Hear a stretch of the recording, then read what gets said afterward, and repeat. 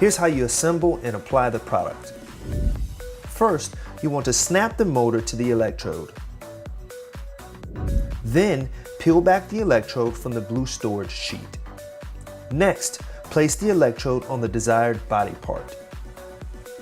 Once applied, press and hold the on and off button for 1.5 seconds to turn on.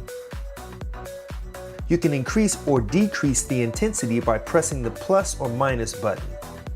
You can pause the workout by pressing the on and off button for 1 second. To restart, press again. When the motor reaches the maximum 20 levels of intensity, it will beep twice. When finished, remove the electrode and place on the blue storage sheet. The Touch and Go motor is pre-programmed to 6 different training modes.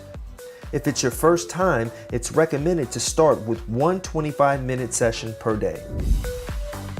FlexTone comes with 2 FlexAb electrodes, 2 FlexBody electrodes, 1 USB charging cable, 1 storage pouch, and 2 Touch and Go motors.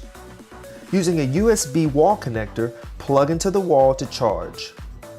Once charged, apply FlexTone for more sculpted and toned muscle.